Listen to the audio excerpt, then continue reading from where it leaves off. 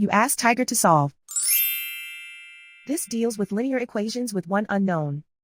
The final result is x equals 39. Let's solve it step by step. Simplify the expression. Expand the parentheses. Group like terms. Simplify the arithmetic. Swap sides.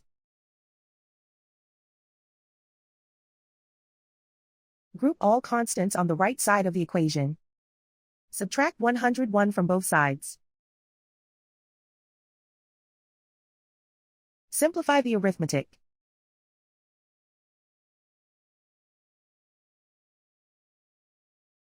Isolate the x. Divide both sides by -5. Cancel out the negatives.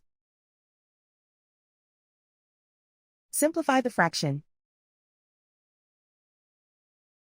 Cancel out the negatives. Find the greatest common factor of the numerator and denominator. Factor out and cancel the greatest common factor. And so the final result is x equals 39.